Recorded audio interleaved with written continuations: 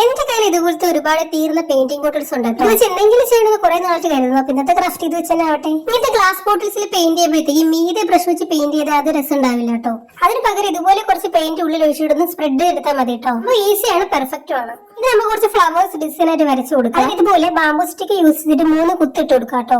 Bamboo സ്റ്റിക്കിന് പകരം നമുക്ക് buds use ചെയ്യാം. ബഡ്സ് യൂസ് ചെയ്യുമ്പോൾ കുറച്ചും കൂടി പെർഫെക്റ്റ് ആയിട്ട് കിട്ടും കേട്ടോ. ഇപ്പൊ 2 ലൈറ്റ് കളറാണ് യൂസ് ചെയ്തത്. ഇതിന് കുറച്ച് ഡാർക്ക് കളർ യൂസ് ചെയ്തിട്ട് നമുക്ക് ഇതിന്റെ ഉള്ളിൽ കുറച്ച് ഡോട്ട് ആയിട്ട് ഇട്ട് കൊടുക്കാം. ഡോട്ട്സ് കൂടെ ഇട്ട് കൊടുക്കുമ്പോഴത്തേക്ക് ഫ്ലവറിന്റെ ലുക്ക് കംപ്ലീറ്റ് ആവും കേട്ടോ. ഇനി കുറച്ച് ആർട്ടിഫിഷ്യൽ പ്ലാന്റ് നമുക്ക് ഇതിന്റെ ഉള്ളിലോട്ട് വെച്ച് കൊടുക്കാം. കുറച്ച് പേപ്പർ ഫ്ലവേഴ്സ് ഇതിന്റെ ഉള്ളിലേക്ക് വെച്ച് കൊടുക്കാം. അപ്പൊ സംഭവം സെറ്റ് ഇതിന് ഡെക്കറേറ്റ് വെക്കാനായിട്ട് നമുക്ക് ഇതിന്റെ കുത്തപ്പിനാർ പണിയണം. അതിന് 3 ബാംബു സ്റ്റിക്ക് എടുത്തിട്ട് ചെറുതായിട്ട് കട്ട് ചെയ്തിട്ട് ഇതുപോലെ വെർട്ടിക്കൽ ഷേപ്പിൽ വെച്ചിട്ടൊന്ന് ഒട്ടിച്ചെടുക്കാം കേട്ടോ. ഇനി 3 നീളമുള്ള ബാംബു സ്റ്റിക്ക് എടുത്തിട്ട് ഇതുപോലെ ചേർത്ത് വെച്ച് ഒട്ടിച്ചെടുക്കാം കേട്ടോ. ഓക്കെ, അപ്പൊ ഇതാണ് ഞാൻ പറഞ്ഞ കുത്തപ്പിനാറ്. ഇത് നമുക്ക് നമ്മുടെ നേരത്തെ ഉണ്ടാക്കി വെച്ച ഡെക്കോർ ഇതിലേക്ക് അറ്റാച്ച് ചെയ്ത് കൊടുക്കും. ഒരു ത്രെഡ് യൂസ് ചെയ്തിട്ടാണ് കെട്ടി കൊടുക്കുന്നത്. അപ്പൊ ഇതാണ് നമ്മുടെ ഡെക്കോറിന്റെ ഫൈനൽ ലുക്ക്. പിന്നെ ഇതുപോലത്തെ തീർന്ന പെയിന്റിംഗ് ബോട്ടിൽസ് ഒക്കെ ഉണ്ടെങ്കിൽ എടുത്ത് കളയാണ്ട് ഇതുപോലെ തന്നെ ചെയ്ത് നോക്കാം. സംഭവം എന്തായാലും അടിപൊളിയല്ല. അപ്പൊ ഇഷ്ടപ്പെട്ടാൽ ഇതുപോലത്തെ വീഡിയോസിനായിട്ട് ലൈക്ക് ചെയ്യുക, ചാനൽ എന്തായാലും സബ്സ്ക്രൈബ് ചെയ്തേക്കാം. അപ്പൊ അടുത്ത വീഡിയോ കാണാം. ബൈ.